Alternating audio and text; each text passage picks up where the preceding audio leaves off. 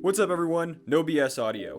If you've been getting into audio recently, chances are you've been spending a lot of time watching reviews, looking at new gear, trying to understand what things like impedance and frequency response are. And if you've been doing all that, chances are you've been spending less time actually listening to music.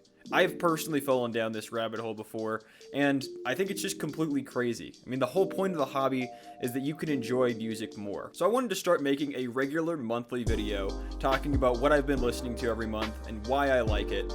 These aren't necessarily going to be things that are perfectly recorded or stuff that audiophiles like. It's just music that I appreciate, and a lot of it is not necessarily super popular, so it might be interesting exposure to some new kind of music. All that said, let's hop into 3 of my favorite albums for the month of January. First up is one of my favorite bands of all time, King Gizzard and the Lizard Wizard. These guys are a bunch of mad lad Australians. Few quick facts: they released 5 albums in a year. Almost every album they release is a different genre or a different take on an existing genre. Most of their albums are concept albums, which means that songs flow into each other and they're meant to be listened to as an entire piece. They also love to use things like odd time signatures and robust instrumentation, so there's a lot of layers of detail to their music. That's why I personally can't stop listening to them all the dang time. Their most recent release, Butterfly 3000, I've probably listened to 20 times in the last month. It's an energetic, synth-heavy, and just easy to listen to album that keeps you in a great, energetic mood for about 44 minutes. Every song has its own style and concept, but they all flow together very cohesively, and if you're not paying attention, you might not even notice that the song changed. Because there's so much depth and detail in the music, it's not just one of those albums that you listen to once and then put it on the shelf for a few months. I keep on coming back for more, getting obsessed with individual songs and finding new details that I never previously heard. For that reason, I totally recommend King Gizzard as a whole, but this is one of the best albums to get started with.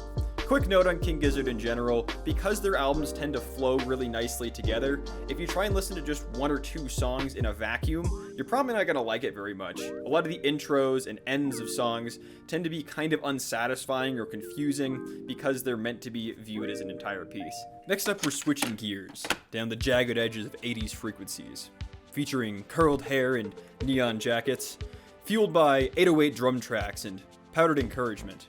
Gunship is a crazy train of 80s audio samples, crazy synth tracks, silky smooth vocals, and an absolute heaping shovel of reverb. Dark All Day was Gunship's 2018 album, and it wastes no time absolutely captivating your attention. It features an absolutely yoked saxophone guy, and enough energy to get a DeLorean to 88 miles an hour. If you were curious what it would be like to live in a Tron world, you might not ever get closer than riding a Honda RC30 and listening to this album for an hour. Gunship consistently blows me away with just how unique and interesting their sound is.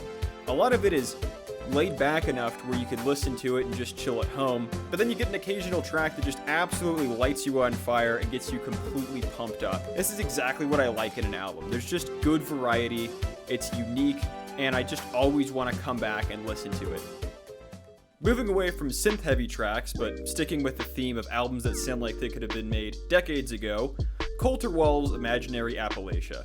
If you've never liked country, I don't blame you. Hot take: most country that gets played on the radio these days is kinda garbage. If you've never listened to an artist that captivates you with a story and puts you on the verge of tears with stripped down instrumentation and the voice of a man that sounds like somebody just ran over all 8 of his puppies, Colter Wall is a very unique experience. He's actually Canadian, and I'm going to refrain from showing you what his face looks like because the experience of listening to his voice and then seeing him in an interview or something like that is kind of a trip, and I think everybody deserves to experience that firsthand. Imaginary Appalachia is a short, bittersweet album that'll have you wanting to sip whiskey on the open plains. My favorite track on the album is Ballad of a Law-Abiding Sophisticate. It tells the story of a man looking back at his life as he's about to be sentenced to death for killing a guy in a bar fight. Why'd he do it? Well, like a much less fancy and haunting version of The Telltale Heart, he didn't like the guy's stare. The violin on this track will absolutely tug at your heartstrings. It's amazing how much emotion is packed into such simple instrumentation. The song Caroline is a good old-fashioned love song. It just talks about the intense dedication that one man has to his partner. And it'll also probably put you in tears. Why?